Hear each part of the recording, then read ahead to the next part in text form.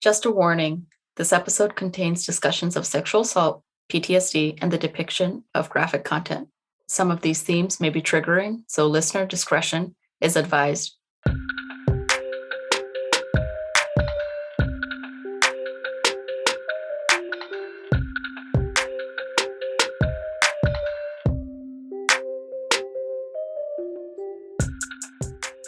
Recently, a former NFL player, John Bond, disclosed that he faced years of sexual abuse from the University of Michigan's athletics director, Robert Anderson. And he wasn't the only one. Other young men who were athletes at the university from the late 1960s to early 2000s also faced sexual abuse from Anderson.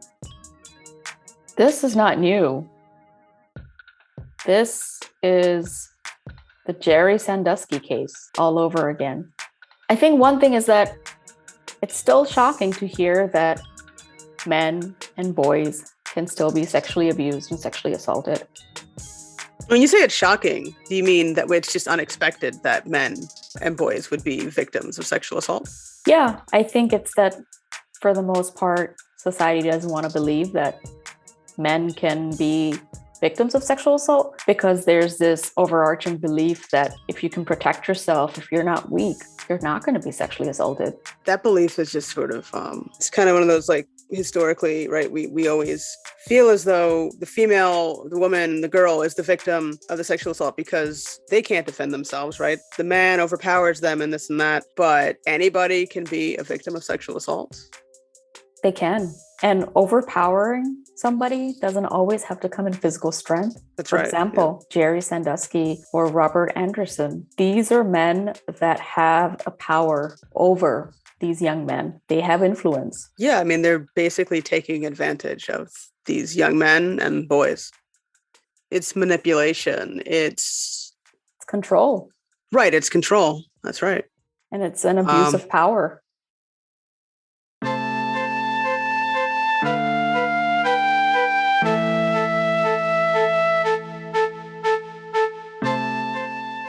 Jerry Sandusky is a former Penn State assistant football coach who retired in 1999 and in 2011 was indicted on over 50 counts of sexual abuse of young boys. Someone who interacted in the late 70s as a child with Sandusky at one point came forward with his story about his experience with being a victim of child sexual abuse and sex trafficking.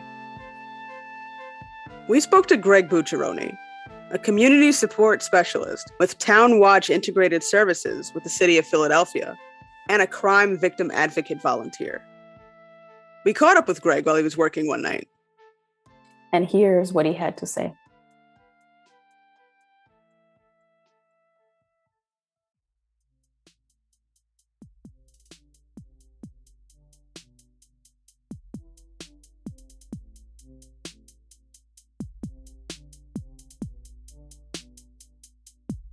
Greg Bucciaroni, going to be 58 in April, years old. I'm from Philadelphia, PA. Growing up, I grew up pretty much, for the most part of my life, in a single parent household. My dad wasn't really in my life the way my dad should be. And my mom was struggling to put food on the table for me and my 5 siblings. And, we're here. Obviously, at some point in the 70s, I was very vulnerable. And my mom tried to put me into programs that first she put me in the Cub Scouts when I was about probably 7 years old. And the Cub Scouts, I guess that's where it started because it created a promiscuous behavior for at-risk children. When I was there, there was a couple of the Scout leaders that were giving us alcohol, let us look at porno magazines, and then would take us out to camping trips. And then when we came back, we're checking us for hernias and ticks. So they'd make us one by one go into the bathroom area, get naked. And keep in mind, I'm a 7-year-old kid, so I don't really know what's going on. And these are trusted people, and they're saying they're checking us for ticks and hernias. I was pretty naive. I was already pretty much an at-risk child at age 7 because of poverty and maybe coming from a broken household and some other issues going on in my life. Then the guy would Afterwards, one guy owned an ice cream shop, one of the scout leaders, and he would take us to get ice cream. And then he had a trailer, like one of those big mobile home trailers, outside his house. And he would let us eat the ice cream in there, give us cigarettes. I pretended like I smoked cigarettes. I didn't at the time, but we would drink beer and some stronger alcohol. And he'd let us look at porno stuff. And then at some point, he would talk about masturbation, and it's natural, and that he would masturbate in front of us and try to give us massages. And nothing really happened with me beyond that, because at some point my grandmother found out and she made a big scene, and then I wasn't allowed to go to the Cub Scouts no more. But what happened was that, so when I decided in 2011, I decided to publicly speak about my victimization between the year from the 70s going into 1980. And I'm trying to make sense of where things started, because there were so many incidents where I was a victim of human trafficking, not during the Cub Scout situation, but things that led up afterwards to develop that put me into another at-risk youth program where it started out with one guy, and then the guy would have friends and with other programs. And then we were vulnerable because of poverty, and a lot of times we ran away from home. And so we're in survival mode. This was a way to what we called street hustling. And then they used kids to recruit kids, and then eventually they used us to recruit other kids with the promise of a party lifestyle. And they didn't say, hey, recruit these kids and let's go out there and we're going to molest them. What they said is they got kids, and like runaways hang with runaways, and then you got beer and weed, and they hang out at these little parties in the neighborhoods, and you get to meet other at-risk children, whether they're runaways or they just have issues going on at home. Then we would introduce them, and then I would tell them, to how I was introduced, that this guy would give you some money if you were willing to do something, even though it was probably small things. And then, you make the choice you want to do it or not. And these were children at risk, just like myself, and they use kids to recruit kids. But in 2011, I decided to publicly come out and talk about it, and it was very hard to do. And I was trying to make sense of where it all began. And I started going to therapy with an organization in Philadelphia called Women Organizing Against Rape, War. And because the human trafficking then happened between 1976 and 1980. And I said, well, maybe this is where everything began. And it's hard when you're using drugs and alcohol as a small child, adolescent, to remember back memories that you don't want to remember, and that for decades you try to block out, because I self-blamed myself, and I was ashamed of it. And I thought people would think I was gay and all that stuff. So I didn't want to remember memories. I remember certain things that were most painful to me, but there was a lot of memories and a lot of trafficking between numerous people, I would say a couple hundred times between 1976 and 1980. So I initially thought that was the foundation. I met this guy, and then I'm thinking, but before I met this guy, I was involved in promiscuous behavior anyway, smoking weed and drinking and playing hooky from school and shoplifting. And I'm thinking, where did this, and then, promiscuous with women, young girls my age, and where did this come from? And then the therapy, we talked about, was there any priest that molest us? I said, well, with priests, you have to go to church to be molested, and we wouldn't go to church. My mom gave us money to go to church. We would take that money, walk into the church, my mom would leave, and then we'd walk out the side door, buy some weed, and go play video games or shoot pool. So, I wouldn't hang in church. Priests molesting us, unless they had money, we would do something for money. I wasn't giving out freebies. And if someone came up and didn't have money, we would beat them up and rob them. And I think that's just beginning when I was about 7, 8 years old, that set the foundation for eventually moving forward and somehow being manipulated by these guys in this other program called the South Philly Boys Club, which was a program for at-risk boys that were adjudicated through the court system, the juvenile justice system, to work with at-risk boys to turn the negatives into positive. And that was, if I was a fire, that was definitely the gasoline, sprinkling gasoline on the fire, and things escalated quickly. Then that would be the beginning, and then they would traffic us. Eventually, once the drugs and alcohol, because I'm not gay, so we would a lot of the straight tough boys that were adolescent that were caught into this. We would use drugs and alcohol to numb our humanity because we did not feel this was not a natural act with us for us. It was a survival act, and we were felt dirty and disgusted and ashamed each time we did it. That's where the drugs and alcohol came that they provided us. Turned out with one guy, starting out one guy, and then one guy turned into two guys, then turned into three guys, and then they would take us to trips to Atlantic City, New Jersey, when the casinos first opened up, and there was high rollers and pornography establishments that were at the time in New York City, Times Square, Philadelphia, and different parts of South Jersey, including Atlantic City. Trips, even there was one time we went down to, well, we went to Washington, D.C. a few times, but there was specific one time in 79 that we went to, it was an after party where Ronald Reagan, they were considering talking, the initial get together was a wine and cigar night, talking politics, who's going to be the Republican candidate for president of the United States. And we weren't allowed into that function.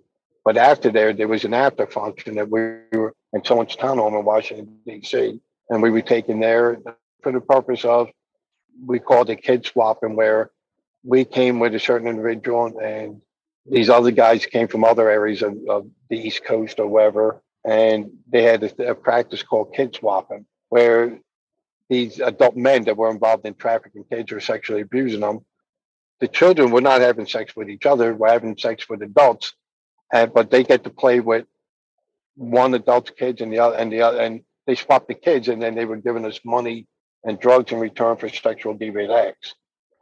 And that went all the way, and stuff like that continued with the socialites. Like we went to parties in New York City to these philanthropy events or fundraiser events or socialite events or people running for office and political stuff. And we got caught up in all that stuff. And just like with Ronald Reagan in Washington, D.C., he was there. He was not involved in the after party, but it was on his behalf when he was considering running to become the president of the United States. And they will all get together and who they're going to back as the Republican candidate. And George Bush Sr. was there at the initial party. And then afterwards, the after party, which was at a different location, George Bush Sr. and Ronald Reagan were not there. However, people that were friendly with them were there. And, the people that were backing them, like what I call power brokers, they were there. And, it just goes on, and this went on until 1980. Like I said, I would say a minimum of several hundred times between 76 and 1980. I blame that initial promiscuous behavior on what happened to me in the Cub Scouts, and then things elevated from there. Penn State football games. We did not know the guy's Jerry Sandusky. We knew him as Coach Jerry. And what happened was him and the South Philly Boys Club, my main offender was Edward Savitz. On the street, we knew Edward. I knew him because he was my advocate in the program as Edward Savitz, but a lot of the kids called him Fast Eddie. We knew Sandusky, not as Jerry Sandusky, but Coach Jerry. And these guys would take at-risk kids that were involved in some of these programs. When you decided not to stop running away from home and you go back home, you have to go back into these programs through the family court juvenile justice system. And when we went back to the programs, even though it doesn't matter at this point, whether you're on the street or in the program, these are the same traffickers involved with me. They would take you to Penn State football games or philanthropy events in State College on behalf of Sandusky's charity, which was the Second Mile Charity. I didn't like football. If I went to a football game, I went there to start trouble or to meet men. And the reason I went to meet men is not because I had homosexual intentions, because I knew we could make money off them. And then with that money, do drugs and alcohol and go out and buy stuff and hang with our other friends to go out and just do stuff that kids do to get in trouble. And you need money for weed and you need money for beer. And we meet girls, we're going to need some money for them to go buy them something. And how do you get money when you're growing up in poverty and many times you're in and out living on the streets? This became a cash cow for us. No one ever put a gun to our heads, but they did exploit our vulnerability, and they exploited and it twisted our minds where right is wrong and wrong is right. I mean, that's how twisted our minds were as a young adolescent and even pre-adolescent. Greg, you said your grandma found out about what was happening in the Cub Scouts. I'm curious, how did she find out? She lived across the street from where the guy had the trailer, and he had the ice cream store. It was on the 1400 block. It was a next door gas station. It was called Dairy Queen. So kids were coming in and out of this trailer it was like a mobile trailer home that he could move. It was parked right across the street from my grandmom's house. And I would sneak in there because I'm not supposed to be smoking cigarettes. And keep in mind, I'm 7, 8 years old. I'm not supposed to be smoking cigarettes or drinking beer or looking at porno magazines. Definitely not talking about masturbation while guys are masturbating in front of you. So my grandma found out. I don't know how she found out. She came banging on the trailer door.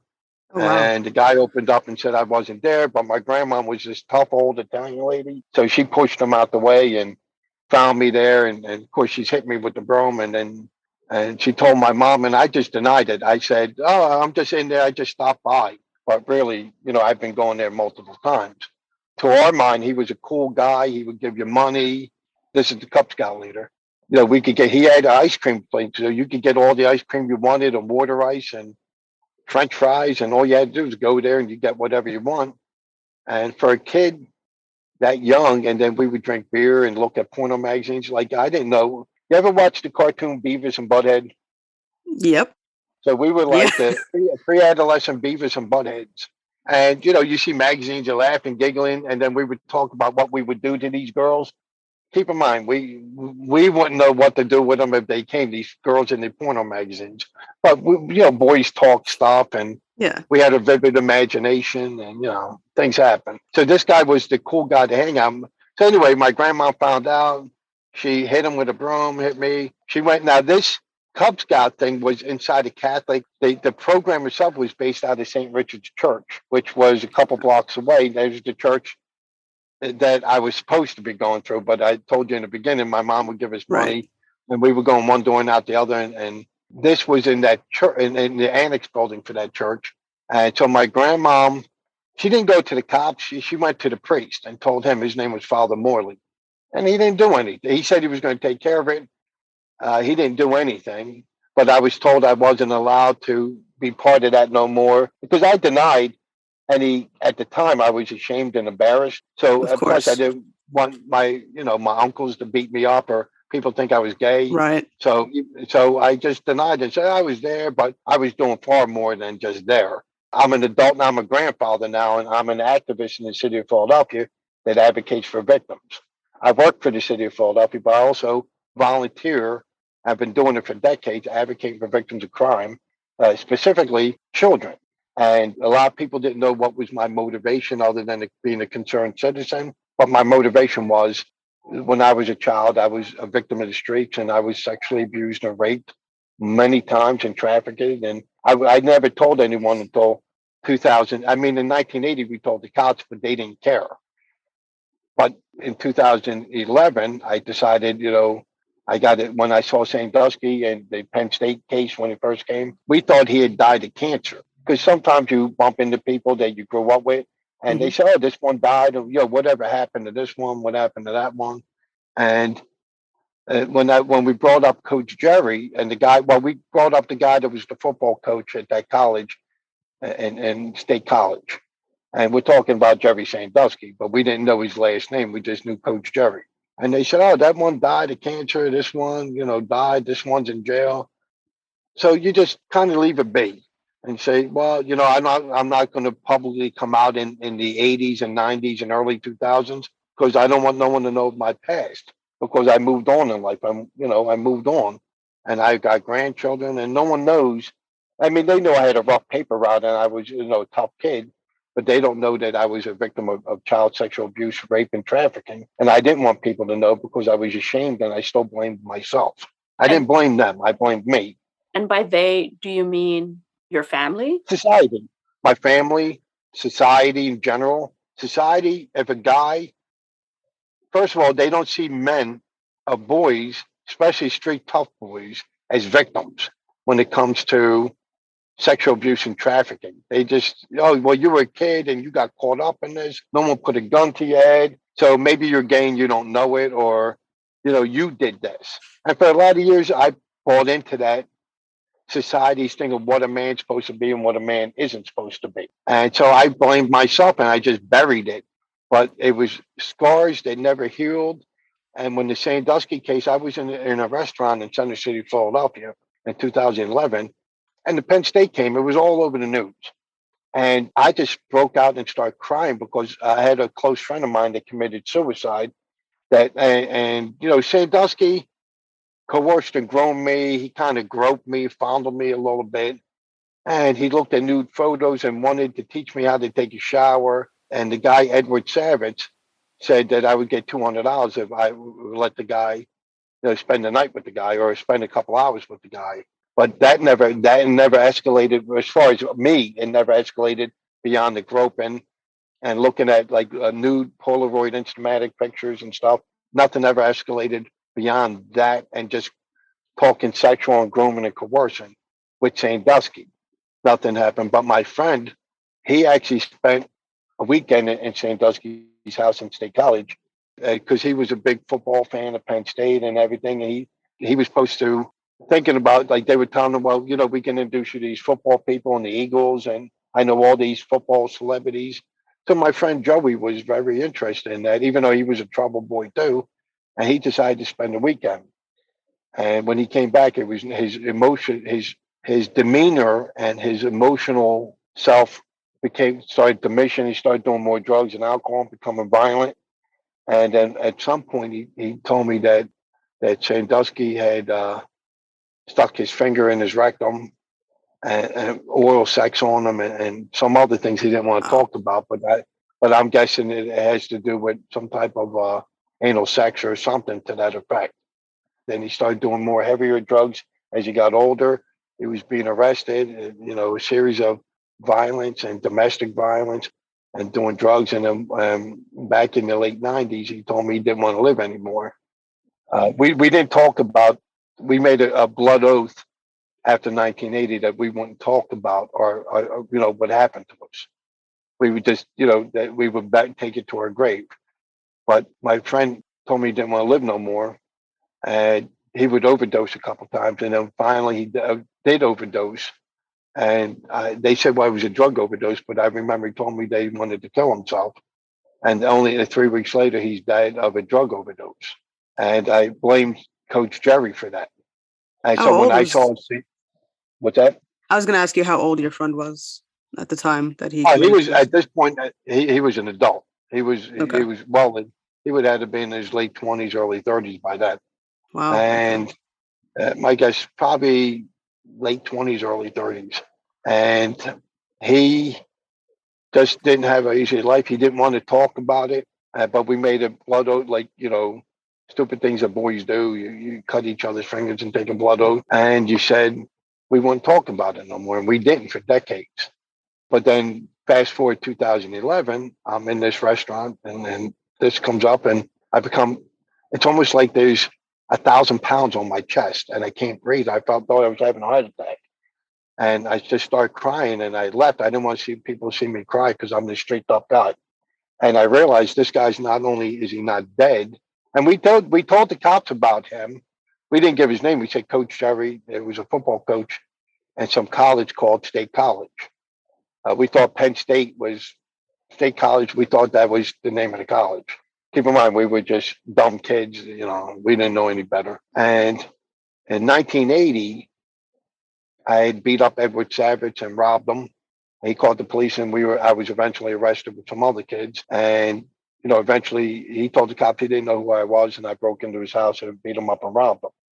So initially, I did not cooperate with the police, but they held me for 8.5 hours. And then eventually, I told him, well, look, I know this guy, and I beat him up and robbed him, but I didn't break into his house. So I told the cops, and at first they didn't believe me. But then they went back and interviewed the neighbors, and the neighbors said that I had been going in and out of there with other boys for years, and that he was molesting these kids and giving them weed.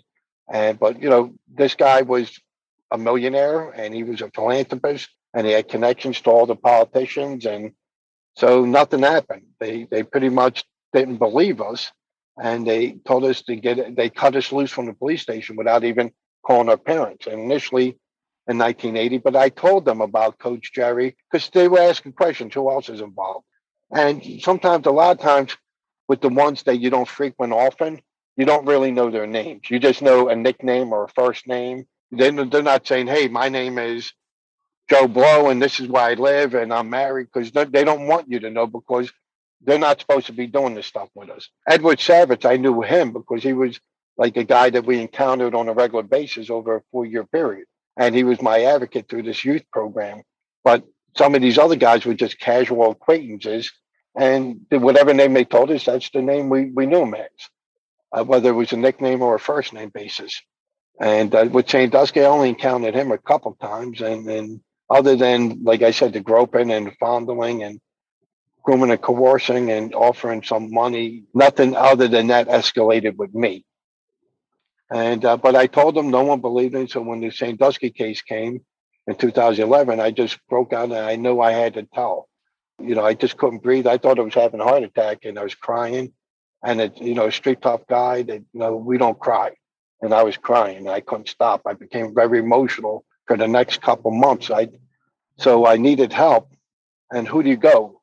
Because you can't go to people that don't understand, because they'll think, well, you're gay, or it's so dirty of a story, they don't want to hear it because it's disgusting. So there was, at the time, the Archdiocese was big in the news before State College, and they were saying anyone who was a victim of sexual abuse as a child can go to Women Organized Against Rape, and they'll set free counseling.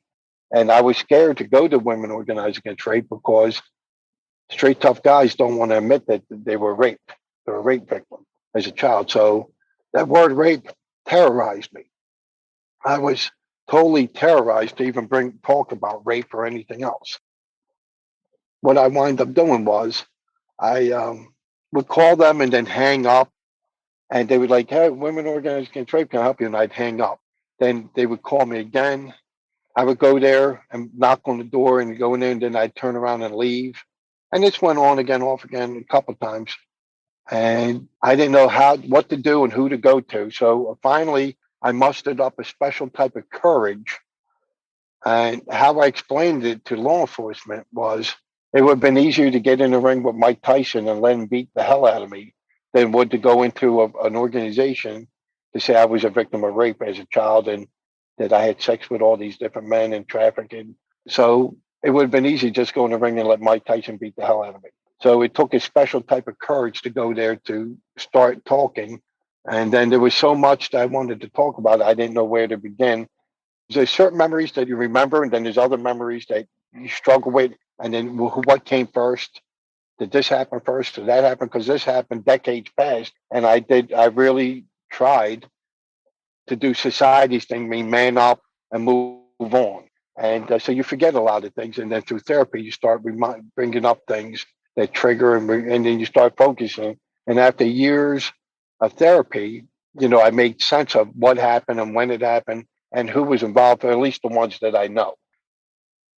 What actually made you finally say, okay, I'm going to go in this time, I'm going to talk to a counselor? At the time, I was in a relationship, 2011. Because keep in mind, in 1980, we told the cops, no one cared. They treated us, we're the criminals, and the people that were the guys who were trafficking or molesting, since they were prominent figures in society, they were treated as victims, and we were the criminals. So I told no one cared, didn't trust anyone. So in 2011, what made me bring it up? My friend died. Plus, I don't know. It just when the Sandusky case came, I thought I was going to have a heart attack. I cowered out a few times going to Women Organized Against Rape because I was terrified to tell people that I was a victim of, I was raped and doing all this. I didn't want no one to know because I was ashamed and I was blaming myself.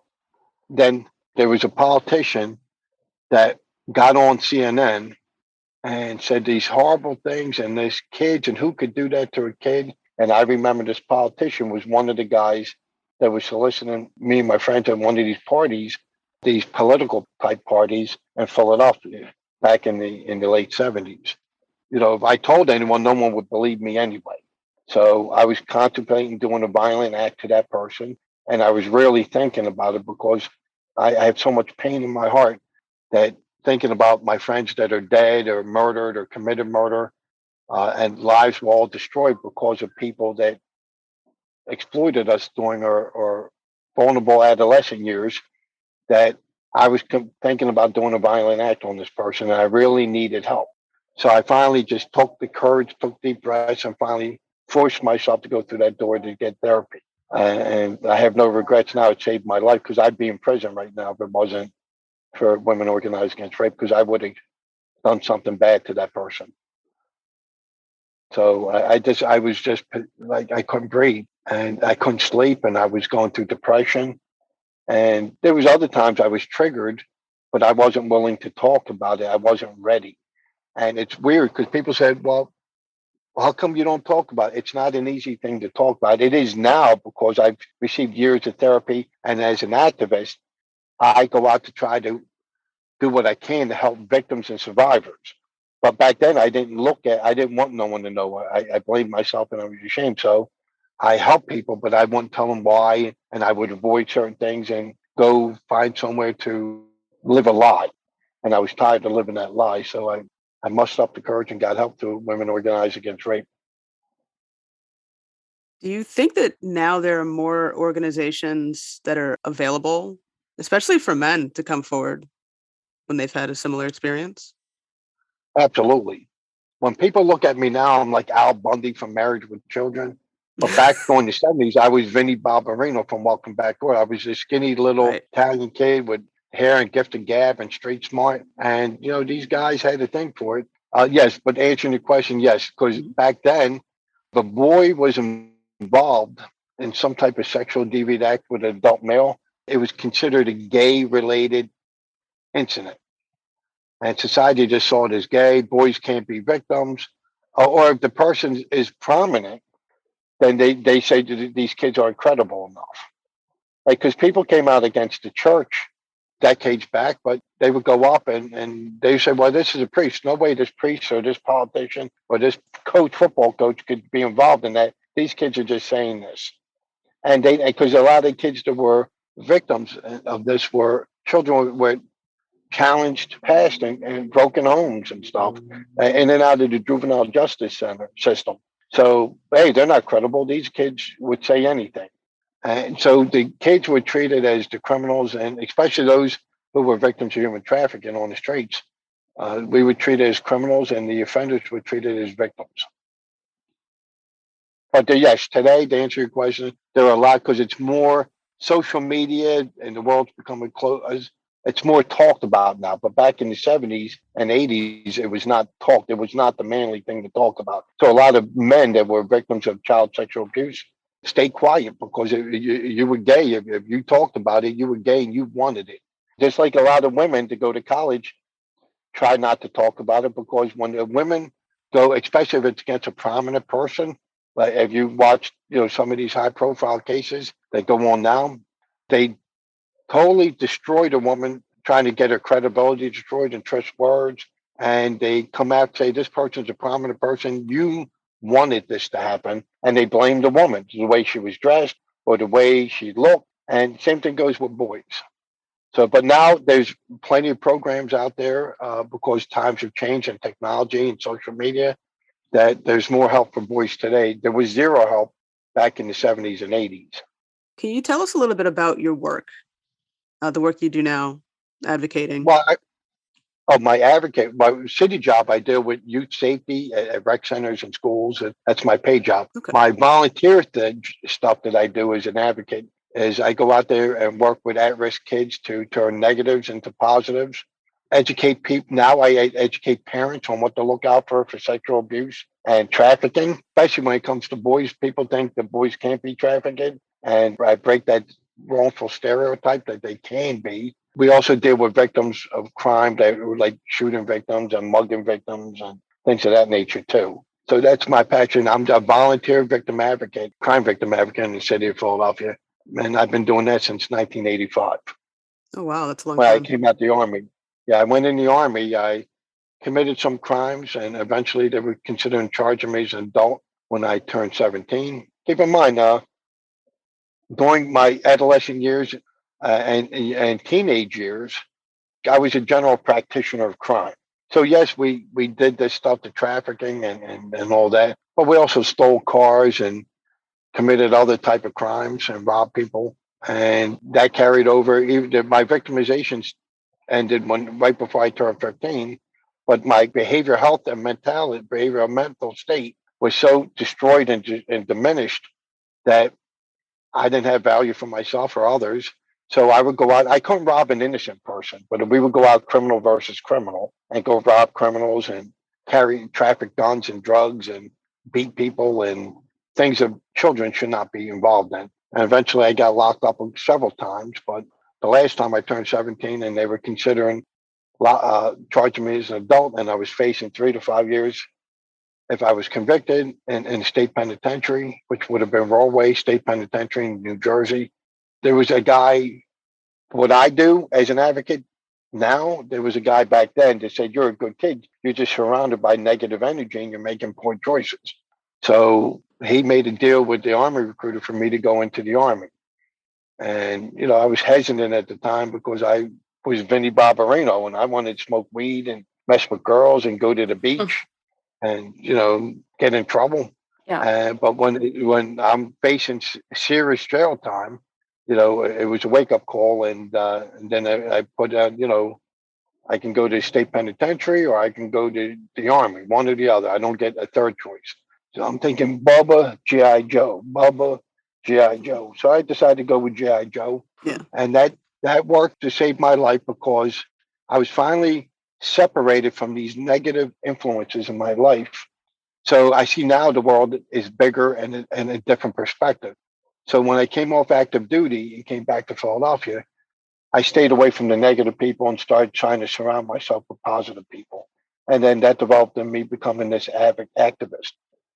You're very vocal about your story. So your family and friends know. It varies because I have certain siblings that supported me, other ones that thought I should have just been very low key and quiet and not publicly talked about it. No one, my siblings did not know the abuse was going. They just thought I was this troubled kid. I didn't want to tell no one. I was ashamed of it, and people thought I was gay. And definitely, anybody that's from the street knows if you're a street tough kid, and all of a sudden you're having sex with men, you must be gay, and that means you're weak, and that you're going to have problems on the street with your credibility because you're a punk. And the same way going to jail. If guys can rape you in jail, why do a lot of guys don't want to go to jail? We're not talking people that are in and out of jail. We're talking about the average person, why they don't want to commit crimes. Men. They want to go because they say, oh, you go to jail, you're going to get raped. Then you're a punk. You're someone's bitch. So I never told them. There was sometimes rumors about guys, and I would just deny it and blame it on other kids. But when I decided public came out, a lot of my family was saying, you're embarrassing the family and the last name, and you should have been very private about this. You shouldn't have went public. But I went public. Initially, I went private. I went to law enforcement. I went to the Philadelphia Police Department Special Victims Unit. And I told them everything that happened to me from 1976 to 1980. And so what happened was they kept saying statute of limitations. And then they made me go, the Philadelphia Police Department made me do an intake when I went in there. So I did an intake and it was about 3.5-page intake and brief what happened. And I told them briefly. And they said, if you know anybody, whether they were offenders or enablers, include their name in too, and then we'll go over this when we interview. So I included the names of these politicians and these socialites. And these politicians were very powerful, influential politicians from the Philadelphia metropolitan area. And so then when they read all that, they told me they couldn't take the interview because of statute of limitations. But what I told them is you can't arrest anybody because of statute of limitation, but you could take the report. Because I felt wrong. That 1980 report, I wanted them to dig up the 1980 report. And they told me that after 7 years, they destroy those reports. So that's why they can't find the 1980 report where I was arrested after beating and robbing Edward Savage. So I wanted to do the report again, but this time I'm going in the beginning stages of therapy. I'm very emotional. I'm trying to figure out the timeline of victimization that happened decades past and people involved. So I got into a big argument with them back and forth. So eventually, because I would not take no for an answer. And I was becoming very angry and hostile. So they said, can you come back in 3 weeks? And I did. And at the time, District Attorney Seth Williams was there. And I thought he was my friend. And what he did is he ran interference with special victims. So when I go there, I see him going in to the building. So I'm figuring, well, he's there to help me. And I'm finally going to get justice. And I was trying to keep low key. So when I go in there, they make me wait for about 35, 40 minutes. And then they take me upstairs where there's a room where a two-way mirror, glass. And before the interview goes, they assign the investigators for special victims of Philadelphia police. Said at the request, this is what they tell me, at the request of Philadelphia, because I wanted an advocate there to witness this interview. I wanted film because I want to make sure there's no cover-ups. There was a cover-up in 1980. I wanted to make sure it wasn't going to get covered up again. And they prohibited anybody to participate in this. They would not let no one but me. And then when the interview got ready to start, they said at the request of District Attorney Seth Williams, you were prohibited from mentioning this person's name, that person's name, this person's name. And they went down to all the list of all the names I gave them, including Jerry Sandusky's. And they said, you're only allowed to talk about one incident that occurred in New Jersey with Edward Savage. So the interview went on, and I would start mentioning names, and they'd stop the recorder and say, you can't talk about these people. And then they would go behind this glass door, two-way glass. Then they'd come back and say, we're starting the interview again. And this went on for 3 hours. After a while, I knew here we going, the cover-up is coming. Yep. So I said, and I never trusted cops. There's good cops out there, but there's a lot of cops that are good that look the other way. For a career, they don't want to jeopardize their careers, especially when it comes to stuff like this. And then you had a lot of bad cops and politicians caught up in it. And I named police officers that were involved. I named politicians. I named lawyers. I named celebrities. I named a lot of people. And they kept trying to do that. So at some point, I said, we're going again, 1980 all over again, and they're covering this stuff up. And I'm not going to allow it this time. It took me decades to come to terms with it, to try to heal myself. And I'm going to do it the right thing now. My friends are dead. Some of them were murdered. Some overdosed on drugs. Some committed suicide. Some are in prison. And I'm going to do right. I'm going to fix this. Because in the Sandusky case, they were only making it out to be like 18 victims, all between the late 90s and early 2000s. I said, this guy was coming to Philadelphia picking up runaways, and I told him where the hotel he was taking them to and who he was hanging with and how they were taking them to football games and kid swapping, and nobody cared. They had a narrative with the Sandusky case to only these kids, and they were clearly they didn't want to hear anything. If it didn't happen on Penn State campus, and just him by himself, they did not want to hear it. And they used the statute of limitations as is to shut you down. Where Sandusky had molested several hundred kids over a period of decades. And these kids he took kids trips to New Jersey, Philadelphia, State College, and God knows where else. And everywhere he went, he molested kids. Some of these kids don't want to talk about it because they rather do drugs and alcohol than admit, it's hard for boys or men that were victimized when they're boys to talk about it, because it's not, society thinks you're gay if you did that, especially if you did it willingly. I was on Dr. Phil, and Dr. Phil said you cannot give permission as a child to have a grown up have, because I always with the exception of one, with the exception of 2 times. For the most part, I kind of gave consent, meaning, hey, you're going to give me money and I'm going to do this. With the exception of 2 times where I was violently raped. With the exception of those 2 times, and Dr. Phil said it best when I was on his show with another Sandusky victim. 11 and 12 and 13-year-old boys cannot give consent to an adult male. That's So right, you they know can't. you can't. Right. But so that's what why I blame myself, because no one put a gun to my head. I just said, hey, let's do this, and how much am I going to get out of it? And it was wrong, poor choices on my behalf, but I was vulnerable, and they exploited that.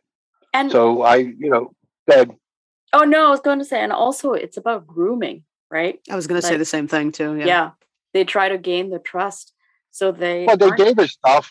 Yeah, They gave us stuff that we did not have, and they rented cars. We didn't have a driver's license. They would rent us cars.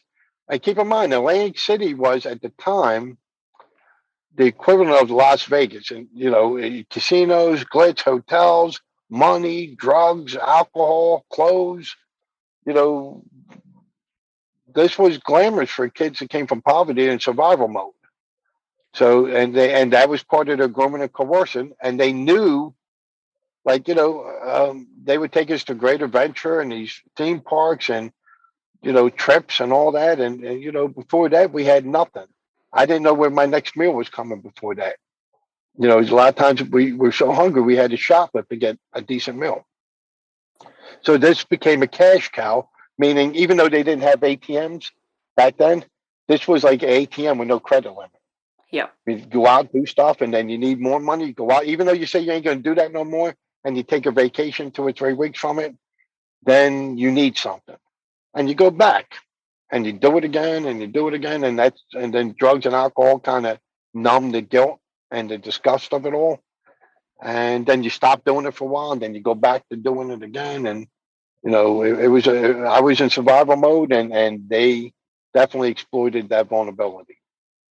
And they did it with impunity, because society definitely looked the other way, because these were people that were prominent, very prominent. I'm not saying all the perverts were prominent, because you had dirty old men trying to pick us up, but the ones that were the main ones involved with me were very prominent with politics and big time money.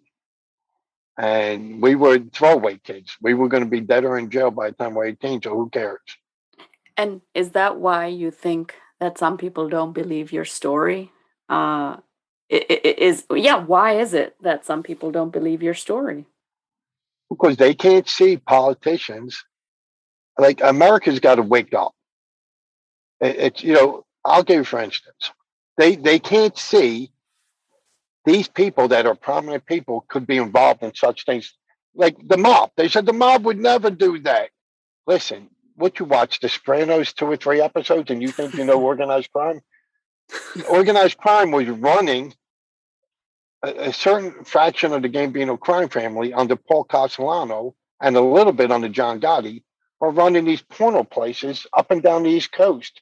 And these porno places were producing child pornography and setting up dates with underage boys and girls with deviant types. And there was millions of dollars generated from this. People said, no, the mob would never do this. You watch Goodfellas, and you think you know the mob. You don't know anything. Now, a lot of mobsters did not involve themselves with this. But keep in mind, mobsters, this was a cash cow for them.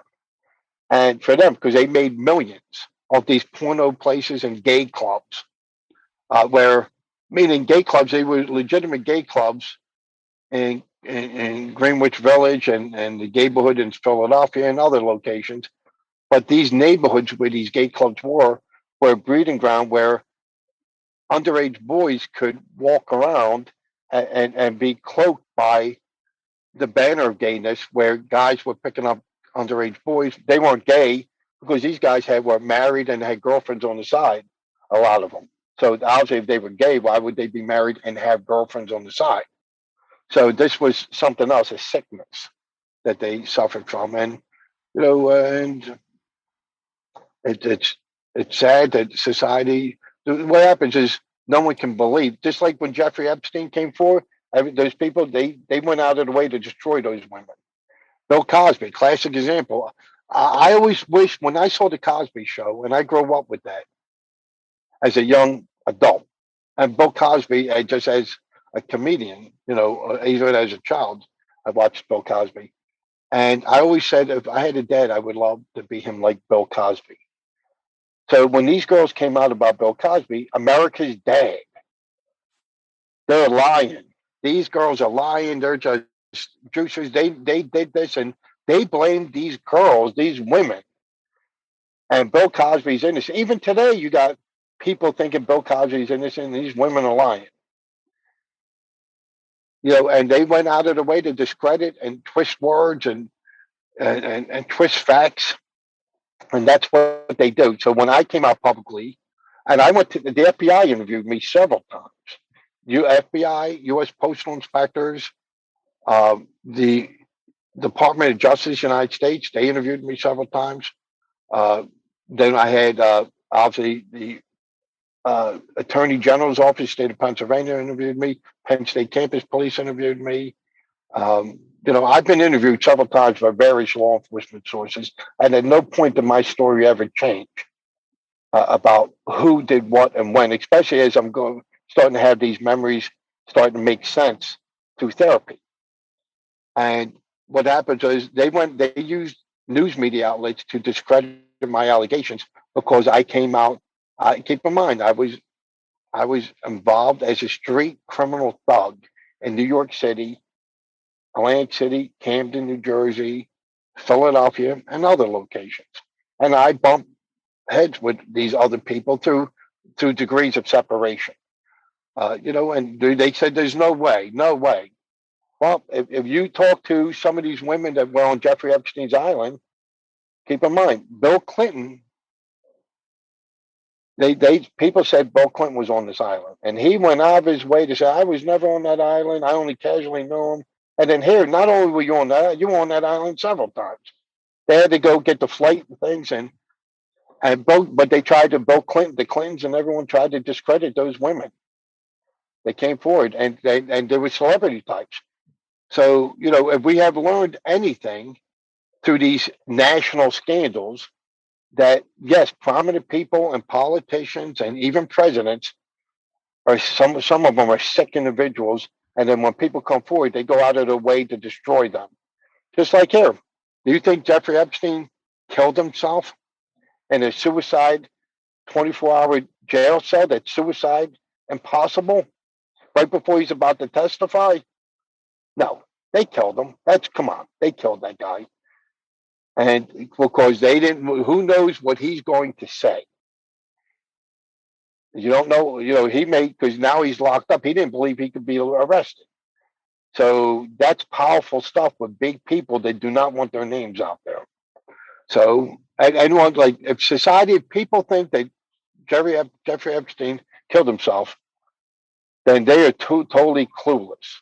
Because guess what? There's no way he's in a federal detention center that's impossible to commit suicide. And you commit suicide right before you're about to give testimony to a grand jury.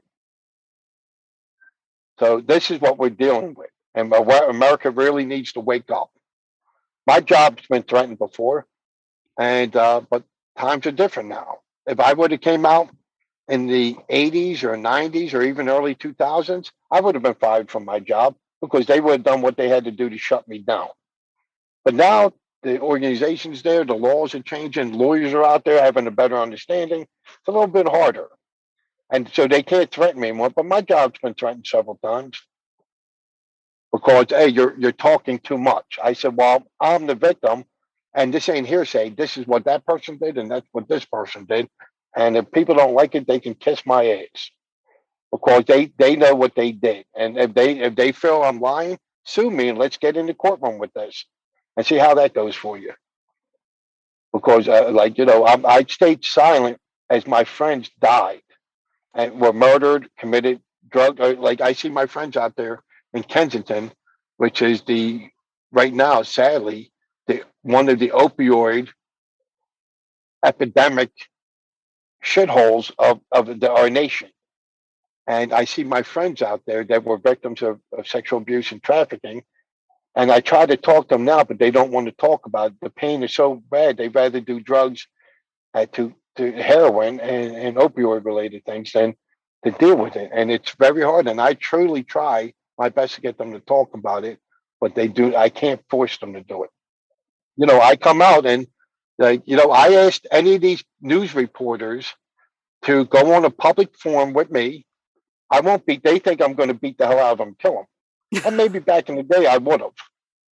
But the thing is, now I wanted the truth to come out, and I offered public forums on any news reporter to debate me, and I got facts now because we had. Have you read? I gave you some literature to read, and that was done by investigative journalists that do not have political ties to people that are national news media outlets, and they did through the Freedom of Information Act that validates a lot of stuff that I said. That there's no way I can know this stuff unless I lived it. And I've asked them to debate me. None of them will debate me because they know that I'll tear them up in the debate with facts. But they'd rather just twist words and sell papers and try to discredit you because they can't intimidate me. So now what they do is they giggle and they laugh and say, oh, this guy said, an anonymous source said that, an anonymous source said this. Well, come on, let's see. Where are these anonymous sources? Let's see I put out names and everything. Let's see your anonymous sources and let's get this in a public forum and debate it. But they won't do it because they know that they'll get caught in their lies. I mean, you've talked about your friends and how it's affected them in terms of substance abuse and mental health. How has it affected, I guess, your personal relationships, like family? There's certain family I don't talk to no more because they felt that it was disgusting for me to come forward. And I did a hardship on the family because everyone's like, ew. I can tell you this. I struggled in the aftermath. I struggled with some drug and alcohol abuse, domestic violence. I had failed relationships, failed employment opportunities, failed academic things. I struggled with anger management because these are the side effects. Finally, I got a woman that's been working with me. I won't mention her name or what she does, but she's my wife, and she goes above and beyond to work with me. And I've been very difficult because it's hard things to hear. Her family reached out to her and said, how could you go out with a guy that had that type of past? Aren't you disgusted with it all? But she's been supportive because a lot of people, like if a guy dates a woman and then finds out after they've been in a relationship that she was a prostitute and doing drugs and everything, the friends of that lady of the guy that's married her, say, ew, that's disgusting. How could you do that? And they do things to make them feel like this is disgusting and you shouldn't be with this person. This person's disgusting. How can you kiss someone like that? And, and that's how society looks at it. So, but my wife has been with me 1,000% supportive. It's been an uphill battle because we've been together since 2014. But every relationship has failed before that because I wasn't ready to talk about stuff. And, people thought I was doing drugs again or cheating. And I wasn't doing that stuff. I wasn't ready to talk about it. So, I would go into depression and be sad and, self-isolate myself and not be involved. Like the holidays, always tough because it brings back, I never had a childhood. My childhood was stolen from me. And so I never had one. And so when I had a childhood, but when you're raped at such a young age and sexually exploited and trafficked, you don't have the childhood that a normal child would have. And you smile, but even when I smile, many times I'm like that clown that smiles but is sad inside. That's me. And life was not been easy. I've lost many job opportunities, many friends, many relationships. But I'm since therapy, I've been able to focus a little bit better and try to make sense of my life in the aftermath of my victimization. And, but there's sad days. There's days that are very hard on me. And I feel like crying, and many times I do. But I try not to show it in public because people see it as weakness.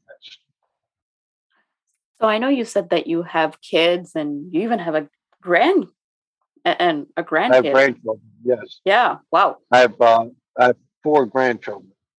Okay.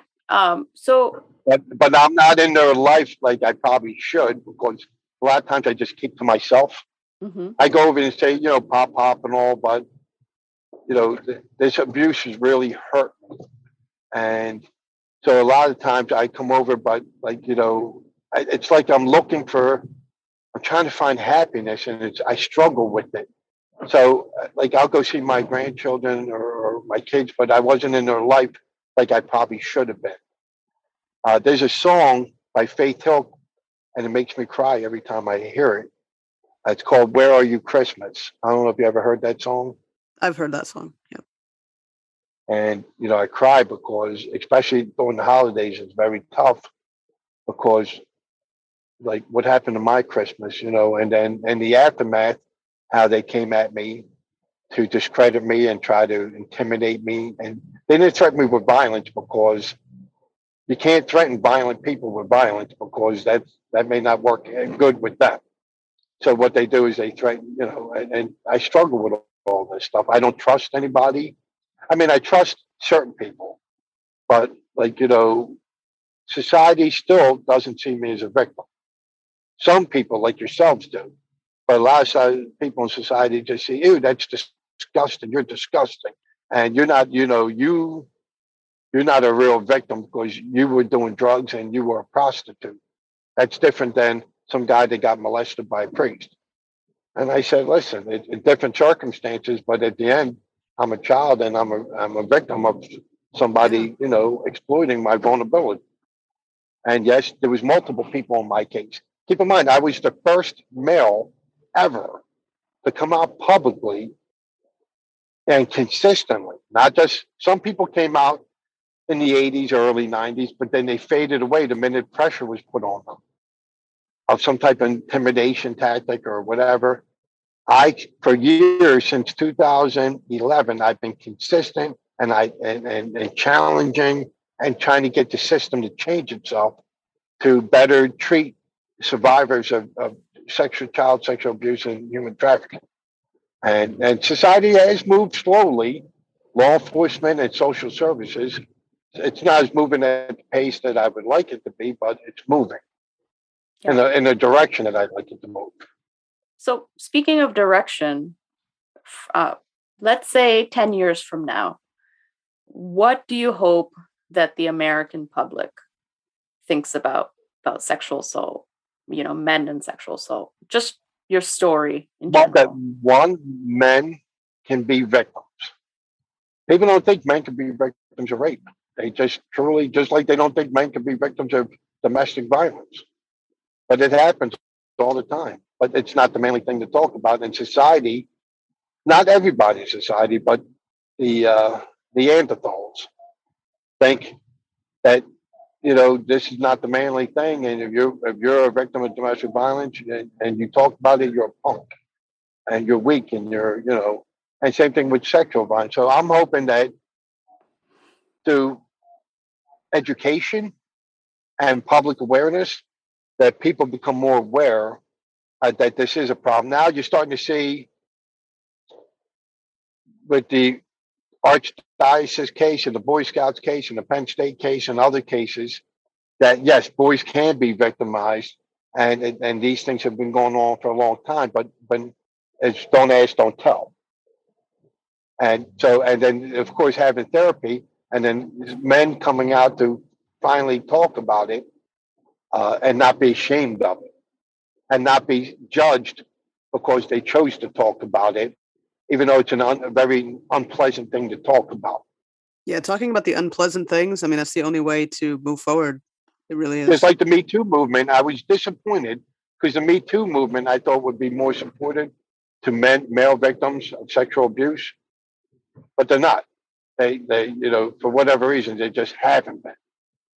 and I'm disappointed. But the Me Too movement have made great strides for women that were victimized by sexual abuse or some type of exploitation.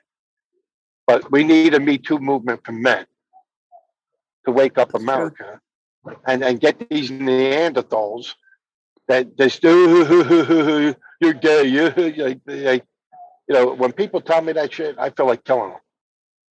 But I got grandchildren, I got a wife now. Back then, things would have been different.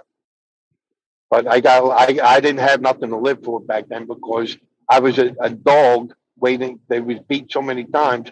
I had no feelings, and I didn't care what happened to me or anyone else. But now I have a reason to care because I've been through therapy, and Women Organized Against Rape has given me that courage and strength to say that I am someone and I have value. So I don't want to do these things anymore. Like, different people respond to how they deal with their victimizations: drugs, alcohol, domestic violence. I was always a violent criminal. That's how I responded to my victimization, in addition to alcohol and drugs. I don't do alcohol, I don't do drugs, and I don't hurt anybody anymore. So I had to find other alternatives to release my post-trauma in a positive way. And that's why I go out and public speak now. I don't charge anybody anything. I do what I do for free. It's redemption. When I go to see God, I want him to know that I truly changed my life, and I did it with the best of intentions. And hopefully that he'll forgive me, when my time comes to go see, heaven. I did a lot of bad things in my life, and as far as violent crimes. And I even have regrets where I told you in the beginning, and that this was, we talked about during the Jeffrey Epstein case, that they got kids on small children, and they got them addicted to drugs and alcohol, and they gave them money to recruit other children. And I have a lot of regrets with that. They called that a finder's fee. And people say, how could you do that? Well, I mean, I didn't come up and say, I would tell the kids what's going on, and then either they made a choice or didn't make a choice. I didn't just, they were all street tough kids, just as vulnerable as I was. And so I have a lot of regrets for doing that. And, that's why I do what I do, and everything I do, I don't charge. The Penn State case, they said, oh, he's lying. And he's only doing it for money. And one, I didn't sue anybody. And two, if I wanted to do it for money, I would have lied and said that Sandusky performed sexual acts on me inside Penn State campus. And I would have made money. Matter of fact, the two lead prosecutors in the Penn State, Jerry Sandusky case, when I told them everything that happened, they said they can't use that, but they used the word however. And they said, however, if you tell me that Jerry Sandusky performed anal and oral sex on you in Penn State campus, we can use that, and we'll allow you to testify in trial. And then in the aftermath of the trial, there'll be a lot of civil attorneys very interested in representing you. And I said, well, he didn't do anything like that. And whatever happened did not happen, involving him specifically, did not happen on Penn State campus. Like it happened at the Second Mile Charity. And they said, well, we can't use that. But and then they go back to that, however, if you tell us this other story, then we will use you. And then you pretty much, in a nutshell, you can sue Penn State and make a lot of money. And I did not. I stuck to the truth. I've been lying to myself for years. Why would I try to open up my soul about these unpleasant things and then start with a lie? So I told him it's not about money. If I wanted to lie, I could have said Jerry Sandusky did this and Jerry Sandusky did that, and he did it on Penn State campus, and I would have made millions of dollars off it, just like the rest of them. I'm not saying they're lying, but they definitely, the prosecutors in that case were definitely leading me and making kind of somewhat suggestions for me to alter my victimization to what was done and where it was done versus the truth. And right. I'm not going to lie. I'm going to tell the truth. I've been lying about it to myself for years, decades, and this is the time to put it all out. And if people don't like it, tough shit.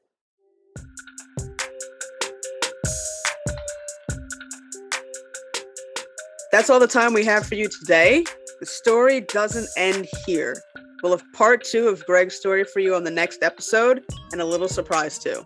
Look out for part 2 on social media, whether it's Twitter, Instagram. We'll let you know when it's available. Thanks for listening.